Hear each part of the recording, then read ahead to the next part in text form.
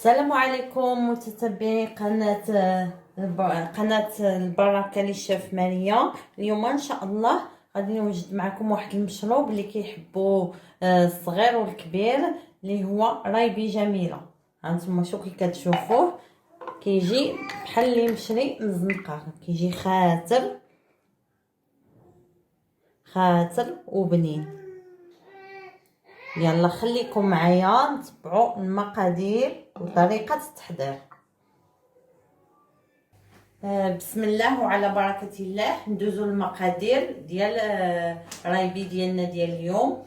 اللي كنحتاجو فيه تقريبا 700 غرام ديال الرمان اللي نقيناه وحيدنا له ديك القشره د الرقيقه باش ما يجيناش رايبي ديالنا مر. 700 غرام حبوب، ماشي 700 غرام كره ديال الرمان. كنحتاجو يطرو ديال الحليب، كل نص يطرو بوحدو، نتوما غادي تشوفوا علاش. وكنحتاجو جوج دياغورت، من الاحسن يكون مسوس، او الا كان بشي نكهه يكون نكهه الفاني، ما تكونش شي نكهه اخرى. وكما كنحتاجو جوج كيسان ديال سنيده بعبر العنبه. وكنحتاجو اللي بغى اللي يحب يدير الملون الغذائي اذا ما كانش الرمان حمر بزاف. يلا خليكم معنا مع الطريقه. في واحد الكاسرونه كنوضعوا الرمان ديالنا كامل، وكنوضعوا عليه كاس ديال سنيده،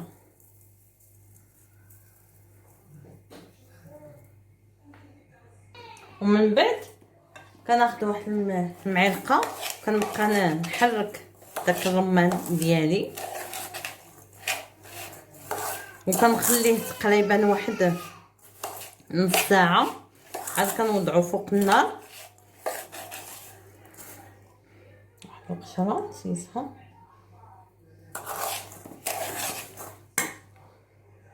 عند تقريبا من بعد ما دازت واحد نص ساعه ديال المكانه، انا شعلت عليه العافيه. غنشوف كيطلق الماء ديالو بطبيعه الحال. كنبقى نحركو، ما نغفلش عليه باش ما يتحرقليش.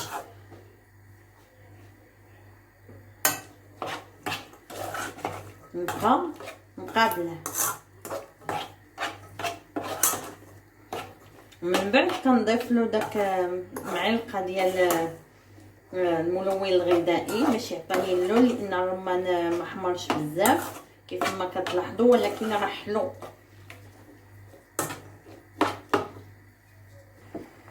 ها هو الرمان ديالي كيف ما كتشوفوا هو كيطبخ. واللي ما حبش يدير الملون الغذائي يمكن له يستعمل واحد البربه صغيره يحكها ويضيفها للخليط، هي كتعطي اللون. هي من الاحسن اللي ما كيبغيش المواد حافظه يدير البربه، حتى هي كتعطي اللون رائع جدا. كنستمر في التحلاك ديالو. نتوما شفتوا كيطلق الماء، راه ما درت له لا ما لا والو، راه غير السيرو ديال الرمان. من بعد كنطفي عليه ونصفيه. من بعد ما كنطفي عليه العافيه كنجيب واحد الصفايه وكنصفيه فيها.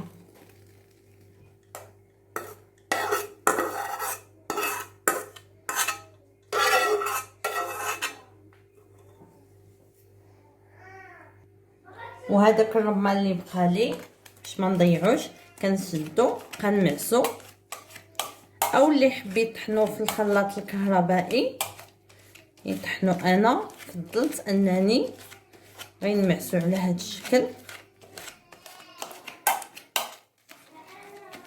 ونعاود نولي نصفيه.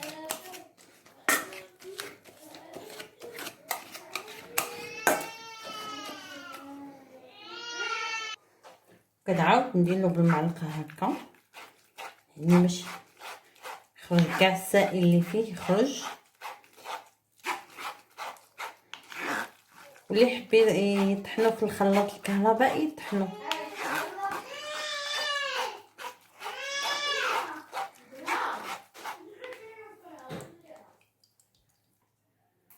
هذا هو السيرو ديالي من بعد ما صفيتو. دابا غادي ندوزو للمرحله الثانيه.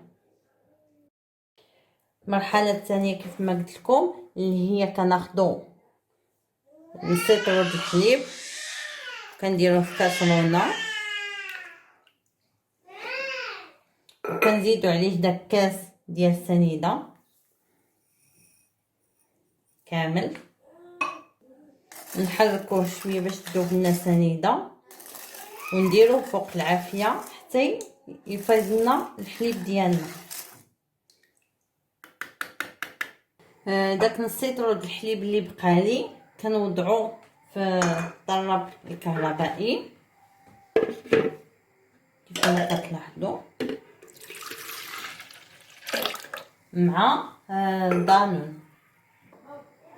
مع دانون. اللي قلت لكم دانون من الاحسن يكون ياغورت، من الاحسن يكون بنكهه الفاني او يكون دانون طبيعي، يعني دانون مسوس. كنخلطو في الطراب الكهربائي باش كينسجموا لي جميع العناصر.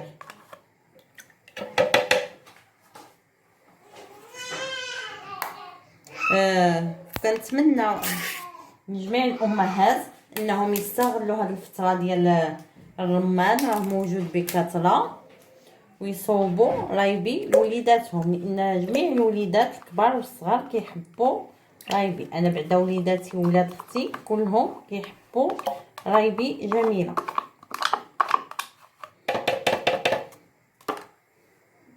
كيف ما كتلاحظوا الحليب ديالي فاض، غادي نوضعو في واحد جبانه كبيره، راه حتى طلع لي الحليب كيف ما كنعرفوا، وكنضيف له داك الحليب اللي ضربت في الطراب الكهربائي. وفي هذا الوقت في البلاصه كنضيف عليه الحليب اللي مع دانون، كنبقى نحركو مزيان حتى كينسجموا لي جميع العناصر، ثم كنضيف عليه السيرو ديال الرمان كما كيقولوا اللبنانيين دبس الرمان.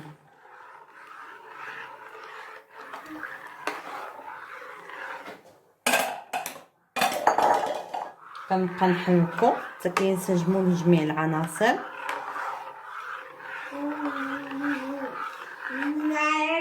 من بعد كنخلطو مزيان، كنوضعو في واحد المكان اللي شويه دافئ. دابا حيت الحل بارد كيف ما كتعرفوا، وقت الرمان كيكون الحل بارد كنوضعو في ملايه او شي زار او هذا، ونغلفوا ديك الملايه. واحد المعلومه، الا جاكم بغيتو تنقصوا السكر من الحلاوه حاولوا تنقصوا منها الا بغيتو حلو، يعني استعملوا هذا القياس اللي عطيتكم.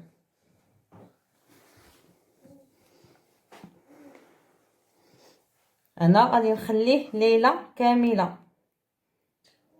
يلا اجيو معايا دابا نشوفوا الرايب ديالنا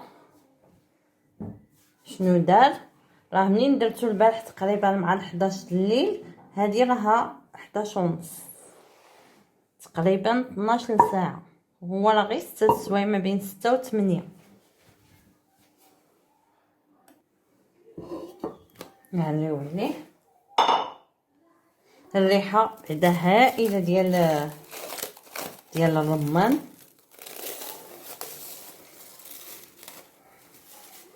هانتوما شوفوا كي كتشوفوا كي كيجي الشكل ديالو. دابا عاد نحركوه هكا كيكون الشكل ديالو بحال جامد. نحركوه.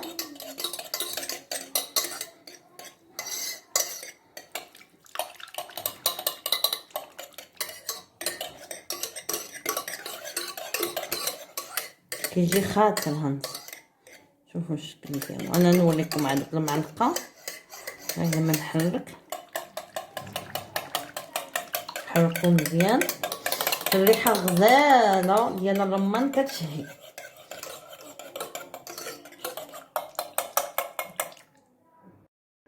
هانت من بعد ما خوتو، هانت بحال رايبي ديال الزنقه واحسن عاد.